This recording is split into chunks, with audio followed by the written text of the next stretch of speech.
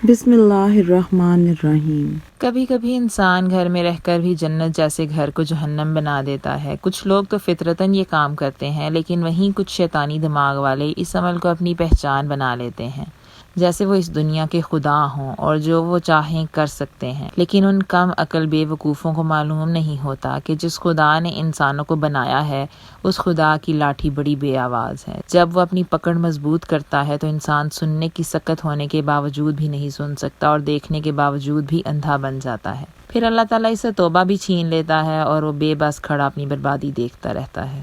اسے بھی آج 10 دن ہو گئے تھے اس کال کوٹھری میں بند ہوئے جو اس کے کرموں کا پھل تھا، جس میں اسے اپنی پوری زندگی گزارنا تھی۔ کہاں وہ بنگلہ، وہاں کے آرام اور وہ نرم بستر، کچھ بھی نہیں بچا۔ اس کے پاس نہ دل میں کسی چیز کی خواہش تھی، بس اب تو ہر وقت اس کے دل و دماغ میں ایک ہی بات چلتی رہتی تھی کہ اسے کس نے اس عبرت ناک انجام تک پہنچایا تھا۔ بس اس کی آخری خواہش تھی، شاید وہ اسے مرنے نہیں دے سکتی تھی، کیونکہ وہ تب تک مرنا نہیں چاہتا تھا جب تک اس انسان کے بارے میں نہ جان سکے جس نے اسے اس حال میں پہنچایا تھا۔ کبھی کبھی سوچنے سے بھی سمجھ نہیں آتی کہ آخر ہم یقین کیوں کر لیتے ہیں، اپنی ساری امیدیں ایک ہی شخص سے کیوں وابستہ کر لیتے ہیں، یہ جانے بغیر جب وہ اپنی اوقات بھول گیا تو کیا ہوگا۔ ہمیشہ یقین کا مان وہ بندہ ہی رکھتا ہے جو نسلی ہو، لیکن اکثر گرے ہوئے لوگوں کو جب عزت ملتی ہے تو اپنے آپ میں نہیں رہتے۔ ایسے ہی لوگوں میں ایک نام کرم داد کا بھی ہے، جس کے بارے میں لوگ یہی کہتے تھے، یہ وہ کرم داد ہے جو مشکلات سے نہیں بلکہ مشکلات اس سے ڈرتی ہیں۔ کرم داد ایک ایسا شخص تھا جس نے لوگوں کی آنکھوں پر یقین کی پٹی باندھ کر اپنا کھیل کھیلا تھا۔ لوگ اس ہوس زدہ انسان کی غلامی کرتے تھے جو خود اپنی خواہشات اور اپنے نفس کا غلام تھا۔ صبح کے اجالے میں سورج اپنی کرنیں بکھیر رہا تھا، لان میں درختوں پر پرندے چہچہا رہے تھے، میاں مٹھو بھی پنجرے میں قید بیٹھا اپنی چوری کا انتظار کرتے ہوئے پرندوں کی آوازوں کی نقلیں اتار رہا تھا۔ کچن کی کھڑکی کے سامنے کھڑی لڑکی نہ جانے کن سوچوں میں مگن تھی۔ کپ میں ڈالی ہوئی چائے ٹھنڈی ہو رہی تھی کہ اچانک سے آوازیں آنا شروع ہو گئیں، جن کی وجہ سے وہ خیالوں کی دنیا سے نکل کر چائے کو دوبارہ گرم کرنے لگی۔ شمائلہ کہاں چلی گئی ہو بھائی، جوتے نہیں مل رہے، جلدی سے میری پگڑی لے آتی ہے کہ میں آؤں؟ تو کچن میں پائے بنا رہی ہے کہ چائے؟ ڈریسنگ کے شیشے کے سامنے ہونٹوں پر شیطانی مسکراہٹ لیے اپنی گرجدار آواز سے وہ باری باری سب کو آوازیں دے رہا تھا، کیونکہ اسے ڈیرے پر جانا تھا۔ دعا نے گرم چائے کا کپ اٹھایا اور کمرے میں داخل ہوئی۔ کرم داد نے بغیر کچھ پوچھے پیٹ سے کپ اٹھا کر دعا کے منہ پر انڈیل دیا۔ گرم چائے ہونے کی وجہ سے اس کا سارا چہرہ جھلس گیا اور وہ ہاتھوں میں پکڑی چینی کی پرچ ایک طرف چھناکے سے گر کے ٹوٹ گئی۔ اندر آتی شمائلہ نے جب یہ منظر دیکھا تو اس کے بڑھتے ہوئے قدم وہیں رک گئے۔ اسی وقت صنم پگڑی لے آئی تو اس نے سر پر رکھی، شمائلہ نے جوتے پہنائے تو وہ شیشے میں اپنی شکل دے کر مسکراتا ہوا کمرے سے نکل گیا۔ یہ کوئی نئی بات نہیں تھی، لڑکیوں کو ایذا پہنچا کر اسے لطف آتا تھا۔ یہ تمام لڑکیاں یہاں قید کی زندگی گزار رہی تھیں، انہیں کھڑکی تک جانے کی اجازت نہیں تھی۔ کرم داد کے کمرے سے جاتے ہی شمائلہ دعا کو اپنے کمرے میں لے آئی تاکہ اس کے چہرے پر کچھ لگا سکے۔ سائی ٹیبل کا دراز چیک کیا تو بدقسمتی سے کچھ نہ ملا۔ وہ اسے لیے مرکزی دروازے پر آئی اور چوکیدار کی منت سماجت کرنے لگی تاکہ دعا کو گھر سے باہر لے جا کر کسی ڈاکٹر کو دکھا سکے، لیکن چوکیدار شاید اپنے دل میں کسی کا احساس رکھنے کی بجائے اپنے مالک کی طرح پتھر دل تھا، جس میں انسانیت نام کی کوئی چیز نہ تھی۔ وہ دعا کی حالت دیکھ کر بھی انہیں باہر جانے کی اجازت نہیں دے رہا تھا، کیونکہ اسے یہی حکم تھا، اس حویلی میں نہ کوئی باہر سے آ سکتا تھا اور نہ کوئی باہر جا سکتا تھا۔ اگر وہاں انسانیت کا درد سمجھنے والا کوئی آدمی ہوتا تو دعا کی حالت دیکھ کر ترس کھا لیتا، لیکن اس پتھر دل کو ترس نہ آیا تو وہ دعا کو واپس کمرے میں لے آئی اور واش روم سے ٹوتھ پیسٹ لا کر اس کے چہرے پر لگانے لگی، جس کے لگتے ہی دعا کو کچھ سکون محسوس ہوا، ورنہ تو وہ مسلسل درد کی وجہ سے کراہ رہی تھی۔ سارا چہرہ گزرتے وقت کے ساتھ ساتھ سوج رہا تھا۔ دعا کو کچھ سکون ملا تو شمائلہ نم ہوتی آنکھیں صاف کرتے ہوئے کمرے میں چہل قدمی کرنے لگی۔ مجھے بڑے صاحب سے ملنا ہے، میری مدد کریں، میری عزت بچائیں۔ نوری کا باپ حوالدار کریم کے سامنے کھڑا تھا۔ چچا جی آپ کرسی پر بیٹھیں، پھر ساری بات بتائیں، کیا ہوا ہے؟ کریم نے کرسی کی طرف اشارہ کرتے ہوئے بزرگ کو بیٹھنے کا اشارہ کیا تو وہ بیٹھ گیا اور مسئلہ بتانے لگا۔ 6 ماہ پہلے میری بیٹی نوری کی شادی تھی، جس کی تیاری کے لیے وہ اپنی دوست فاطمہ کے ساتھ شہر کے بیوٹی پارلر گئی تھی۔ میک اپ ہوتے ہی دونوں باہر آ گئیں۔ فاطمہ کار میں بیٹھ رہی تھی کہ عین اسی وقت ایک بڑی سی کار آئی اور نوری کو اٹھا کر فرار ہو گئی۔ میں نے کرم داد صاحب سے مدد کی درخواست کی، لیکن شاید وہ بھی بے بس ہیں۔ بزرگ آدمی ساری کہانی سنا رہا تھا، لیکن کریم نے اسے رکنے کا اشارہ کیا تو وہ رک کر اس کا منہ دیکھنے لگ گیا۔ آپ نے کیا نام بتایا تھا لڑکی کا؟ وہ لڑکی جو پارلر میں میری بیٹی کے ساتھ گئی تھی۔ بزرگ کو سمجھ نہ آیا تو پھر انہوں نے پوچھا، جی اسی لڑکی کا نام پوچھ رہا ہوں صاحب، فاطمہ ہے اس کا نام۔ نام بتاتے ہی بزرگ ایک بار پھر کریم کے چہرے کی طرف دیکھنے لگے۔ فاطمہ سے مل سکتا ہوں میں؟ کریم نے سوچتے ہوئے پوچھا تو بزرگ کی آنکھیں کھلی کی کھلی رہ گئیں، جن میں کچھ دیر پہلے چمک تھی ایک دم سے ماند پڑ گئی، جسے کریم خوب اچھے سے سمجھ سکتا تھا۔ چچا کوئی مسئلہ ہے ملنے میں؟ آپ تو ایک دم ہی پریشان ہو گئے، کریم نے کہا تو بزرگ نم ہوتی آنکھوں سے آنسو صاف کرتے ہوئے جانے لگا۔ حوالدار کریم نے جلدی سے اٹھ کر اس کا بازو پکڑ لیا اور دوبارہ کرسی پر بٹھا دیا۔ صبح ہوتی ہے، شام ہوتی ہے، یہ زندگی بھی نہ تھکتی ہے نہ تمام ہوتی ہے۔ کہتے ہیں زندگی جینے کا نام ہے، لیکن یہ بات اگر کوئی صنم، نوری، شمائلہ، نمل، نازیہ اور دعا سے پوچھتا تو وہ بتاتی کہ کس طرح اذیت جھیلتی ہیں، ہر آنے والے دن سے ڈرتی ہیں، بالکل ایسے ہی جیسے تتلی ڈرتی ہے کہ کوئی پرندہ اس پر جھپٹ نہ پڑے۔ لڑکیاں بھی بالکل تتلی کی طرح نازک ہوتی ہیں، جس طرح تتلی کے پروں کو ایک بار سختی سے پکڑا جائے تو وہ پھر سے اڑنے کے قابل نہیں رہتی، اسی طرح لڑکیاں اگر ایک بار ان کی عزت پر داغ لگ جائے تو پھر ساری زندگی تتلی کی طرح تڑپتی رہتی ہیں۔ دعا کا چہرہ آئے دن خراب ہوتا جا رہا تھا۔ شمائلہ یہ دیکھ دیکھ کر پریشان ہو رہی تھی، کیونکہ دعا تھی ہی اتنی خوبصورت، لیکن اب تو اس کا چہرہ ایسا ہو گیا تھا جیسے چڑیل ہو۔ بار بار چہرے پر چائے پھینکنے سے دعا کا چہرہ خوفناک ہو گیا تھا۔ صاحب جی، اس دفعہ ہم چاہتے ہیں کہ الیکشن لڑنے کے لیے ایک ممبر لڑکی کو بھی چنیں، تاکہ عورتوں کی بھی اس طرف توجہ دلائی جا سکے۔ کب تک وہ سب گھر میں سالن روٹی بناتی رہیں گی؟ ڈیرے پر آنے والے الیکشن کی بات چل رہی تھی۔ یہ جملہ سن کر کرمداد کا دل خوش ہو گیا۔ مجھے پڑھی لکھی لڑکیوں کی فہرست چاہیے آدھے گھنٹے کے اندر، کرمداد کہہ کر چارپائی سے اٹھنے لگا تو ملک ولاج نے ایک ایسا نام بتایا کہ کرمداد کا دل چاہا کہ اس کے ہاتھ چوم لے۔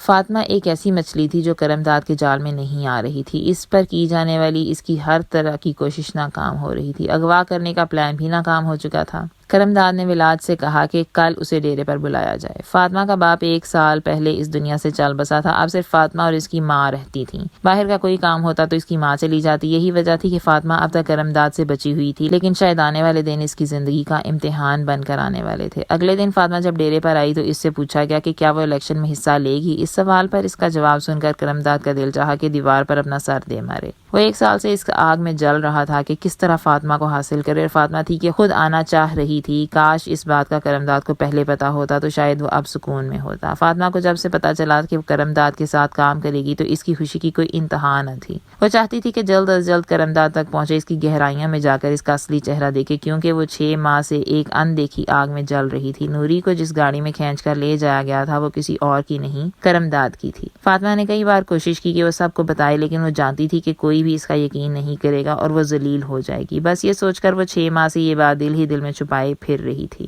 لیکن اب وہ بہت خوش تھی کہ وقت نے اسے موقع دے دیا تھا اور وہ ایک منافق کو اس کے انجام تک پہنچا سکتی ہے۔ کریم، آپ بھی کمال کرتے ہیں، آپ نے اس بزرگ کو جانے کیوں دیا؟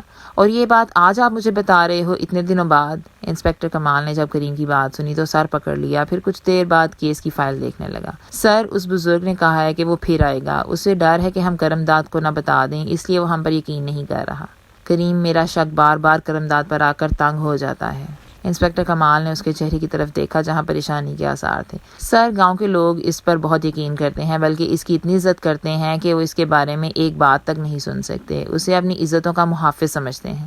کریم نے اپنی معلومات انسپکٹر کمال کو دی۔ کریم، کبھی ایسا بھی ہو جاتا ہے کہ جس پر ہم یقین کرتے ہیں وہ اندر سے ایسا ہوتا ہے کہ عقل دنگ رہ جاتی ہے۔ ہم سمجھتے ہیں کہ اس سب کے پیچھے کوئی اور ہے، لیکن حقیقت کچھ اور ہوتی ہے، کیونکہ جب ایک بندہ سب کا اعتبار حاصل کر لیتا ہے تو پھر وہ کچھ بھی کر لے پکڑا نہیں جاتا۔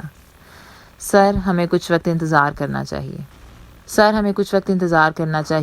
شاید وقت کے ساتھ ہمیں ثبوت مل جائیں اور ہم سب گاؤں والوں کو اصلی مجرم دکھا سکیں۔ کریم نے بات مکمل کی اور انسپکٹر کمال کو سلوٹ کر کے رخصت ہوا۔ اس وقت فاطمہ کے سامنے 5 فٹ 6 انچ کا خوبصورت نوجوان کھڑا مونچھوں کو تاؤ دے رہا تھا۔ جی تو فاطمہ جی، آپ تیار ہیں؟ جی بھیا، میں تیار ہوں، مجھے ساری تقریر بھی یاد ہو چکی ہے، فاطمہ نے اپنا حجاب مزید بہتر کرتے ہوئے جواب دیا۔ جلسے کا آغاز ہوا تو کرمداد نے اسٹیج پر کھڑے ہو کر سب کا شکریہ ادا کیا اور پھر فاطمہ کو دعوت دی۔ فاطمہ اسٹیج پر آ گئی۔ ابھی اس نے تقریر شروع ہی کی تھی کہ پستول کی گولی فاطمہ کے گال کو چھوتے ہوئے گزری۔ اس سے پہلے کہ دوسری گولی آتی فاطمہ نیچے بیٹھ گئی۔ جلسے میں ہلچل مچ گئی اور فاطمہ بھاگ کر حویلی کے کھلے دروازے میں داخل ہو گئی، جو افراتفری کی وجہ سے کھلا رہ گیا تھا۔ سامنے ہی لان میں شمائلہ دعا کے چہرے پر مرہم لگا رہی تھی۔ دعا کا چہرہ جلا ہوا تھا، اس وجہ سے فاطمہ اسے پہچان نہ سکی، لیکن شمائلہ کو پہچان لیا، جو 10 ماہ پہلے مہندی کی رات غائب ہوئی تھی۔ سارے گاؤں میں ایک ہی بات پھیلا دی گئی تھی کہ شمائلہ اپنی مرضی سے بھاگی ہے، اسی لیے وہ اسے کرم داد کی حویلی میں دیکھ کر حیران ہو گئی۔ جب دعا نے فاطمہ کو دیکھا تو اس کی طرف بھاگ کر آئی اور اسے گلے لگا کر رونے لگی۔ اس سے پہلے کہ اندر داخل ہوتا کرم داد دونوں کو دیکھتا، دعا نے جلدی سے فاطمہ کو اپنے سے دور کیا۔ شمائلہ نے فاطمہ کو خاموش رہنے کا اشارہ کیا تو فاطمہ نے مڑ کر دیکھا اور بھاگ کر دروازے کی طرف سے آتے ہوئے کرم داد کے گلے لگ گئی۔ یہ بھی اس کی چال تھی، کوئی لڑکی کسی مرد کے گلے لگے تو مرد کی عقل گم ہو جاتی ہے۔ کرم داد تو یہی چاہتا تھا کہ فاطمہ اس کے گلے کا ہار بن جائے۔ فاطمہ کے گلے لگتے ہی کرم داد نہ جانے کس دنیا میں چلا گیا۔ دعا اور شمائلہ نے اس موقع کا فائدہ اٹھایا اور اندر بھاگ گئیں۔ دونوں کے جاتے ہی فاطمہ نے کرم داد کو اپنے سے دور کیا تو وہ خیالوں کی دنیا سے واپس آیا۔ میں کپڑے پر لگے داغ دھو لوں کہہ کر وہ سامنے والے کمرے میں داخل ہو گئی۔ کمینے انسان، 1,00,000 روپیہ دیا تجھے لیکن تیرا نشانہ ہی نہیں ہے۔ میں چاہتا تھا کہ اس کو گولی لگے اور وہ اسپتال میں داخل ہو جائے، اسی طرح میری عزت گاؤں والوں اور اس کے سامنے بڑھ جاتی، لیکن اب بہت بڑا مسئلہ ہوگا۔ کرم داد فون پر کسی سے باتیں کر رہا تھا۔ واش روم کے دروازے کے ساتھ کان لگائے فاطمہ کرم داد کے کرتوت اس کی زبانی سن رہی تھی، جسے اس نے اپنے موبائل میں ریکارڈ کر لیا، اور جب وہ باہر نکلی تو کرم داد کے چہرے کی رنگت مرجھائی ہوئی تھی۔ فاطمہ تم میرے کمرے میں؟ کرم داد نے فون بیڈ پر رکھا اور اس کی طرف آ گیا۔ اس سے پہلے موبائل کو لاک لگتا اسے کمرے سے باہر نکال دیا۔ میں ذرا کپڑے درست کر لوں۔ پھر اس نے دروازہ لاک کر کے موبائل سے ساری کی ساری تصویریں اور ویڈیوز کو اپنے موبائل میں شیئر کر لیا۔ دروازہ کھلا تو کرم داد کمرے میں داخل ہوا۔ کچھ پوچھتا اس سے پہلے فاطمہ نے اسے گلے لگا لیا۔ مرد چاہے جتنا بھی طاقتور کیوں نہ ہو، لیکن عورت اسے کمزور بنا دیتی ہے، بالکل ایسے ہی جیسے اس نے کرم داد کو کمزور بنا دیا تھا۔ اس سے پہلے کرم داد کچھ کہتا یا کرتا وہ شرمانے کی اداکاری کرتے ہوئے کمرے سے باہر بھاگی، جبکہ کرم داد کافی دیر بیڈ پر لیٹا انجانے سے احساس میں گرفتار رہا اور پھر نیند کی گولیاں کھا کر سو گیا۔ فاطمہ کا دل چاہ رہا تھا کہ وہ خوشی سے ناچے، اسے یقین ہی نہیں آ رہا تھا کہ اس نے وہ کام کر لیا ہے جس کا وہ سوچ کر ڈرتی رہتی تھی۔ عورت کمزور ضرور ہے، لیکن جب ضد پر آ جائے تو بڑی سے بڑی چٹان کو ٹکڑے ٹکڑے کر دیتی ہے۔ بس شرط یہ ہے کہ وہ کسی بات پر ڈٹ جائے، پھر تو اسے پورا کر کے ہی دم لیتی ہے۔ فاطمہ نے اس دن خود سے وعدہ کیا تھا کہ وہ کسی بھی طرح دعا اور باقی گاؤں والوں کی بیٹیوں کو ڈھونڈ نکالے گی، اور آج فاطمہ نے یہ کارنامہ سر انجام دے دیا کہ گاؤں والوں کو کرم داد کے کالے کرتوتوں کے ثبوت دکھا کر قانون کا سہارا لے کر ان کی آنکھوں سے یقین کی پٹی اتار دی جو کرم داد نے باندھ رکھی تھی۔ فاطمہ نے ایس پی کے نمبر پر وہ تمام ویڈیوز اور تصویریں جو کرم داد کے موبائل سے لی گئی تھیں اور اپنا بیان بھی ریکارڈ کر کے ایک بڑے سے میسج کے ساتھ واٹس ایپ کر دیا تھا۔ محکمہ پولیس میں ہلچل مچ گئی تھی۔ کریم جب انسپکٹر کمال کے کمرے میں داخل ہوا تو اس نے انسپکٹر کے چہرے پر خوشی کی لہر دیکھی۔ اس نے خوشی کی وجہ پوچھی تو انسپکٹر کمال نے اسے فاطمہ کا ریکارڈ کیا ہوا میسج سنا دیا۔ السلام علیکم ایس پی صاحب، مبارک ہو، آپ کا مجرم پورے ثبوتوں کے ساتھ اب گرفتار ہوگا جس نے کئی معصوم لڑکیوں کی آبرو کے ساتھ کھیلا ہے۔ ایسے لوگوں کو جینے کا کوئی حق نہیں، ایسے لوگوں کو اس دنیا سے ختم کر دینا چاہیے یا ایسی سزا دینی چاہیے کہ وہ ایک اندیکھی آگ میں جلتے رہیں۔ ساری تصاویر اور ویڈیوز گاؤں والوں کو بھی دکھا دیں، پھر اس کی حویلی پر چھاپا ماریں، سب گاؤں والوں کو آپ پر یقین آ جائے گا۔ میرے بارے میں جاننے کی کوشش مت کرنا، میں کبھی نہیں مل سکتی، جتنا آپ گہرائی میں جائیں گے پاگل ہو جائیں گے، بالکل ایسے جیسے اب کرم داد پاگل ہو جائے گا۔ اسے ساری زندگی یہ پتہ نہیں چلے گا کہ یہ کس نے کیا، یہ تڑپ اسے چین سے جینے نہیں دے گی۔ قانون کو اور کیا چاہیے تھا؟ ان کے سامنے کرم داد کے خلاف ایک نہیں ثبوتوں کا ڈھیر تھا جو پھانسی کی سزا سے کہیں زیادہ تھے۔ غروب ہوتا سورج اور طلوع ہوتا چاند ہمیں روز یہی سبق دیتا ہے کہ جس کی جو منزل ہے اس نے وہاں جانا ہے اور پھر اپنا کمال دکھا کر ہی واپس آنا ہے۔ سورج غروب ہو رہا تھا، اندھیرا بھی آہستہ آہستہ اپنے پر پھیلا رہا تھا۔ پرندے اور انسان صبح سے روٹی روزی کی تلاش میں نکلے اپنے گھروں کو واپس آ رہے تھے۔ کرم داد کے بنگلے کے سامنے کافی تعداد میں گاؤں کے معزز لوگ جمع تھے، ایک دوسرے سے سر جوڑے باتیں بنا رہے تھے۔ پولیس نے کرم داد کو ہتھ کڑی لگائی ہوئی تھی۔ کچھ ہی دیر بعد جب لیڈی پولیس شمائلہ، دعا، نوری، صنم، نادیہ اور فاطمہ کو باہر لائی تو سارے گاؤں کی آنکھیں کھلی کی کھلی رہ گئیں۔ یقین نہ آنے پر ساری بار بار اپنی آنکھیں مل رہے تھے۔ یہ سب وہ لڑکیاں تھیں جو اغوا ہوئی تھیں، جنہیں کرم داد تلاش کر رہا تھا، اور وہ سب بیچاری اس کی حویلی میں تھیں۔ سارے گاؤں کی آنکھوں پر کرم داد کی فریب اور مکاری کی بندی پٹیاں کھلنے لگیں تو سب سے پہلے صوبیہ کی ماں نے آتے ہی زوردار تھپڑ کرم داد کے منہ پر مارا۔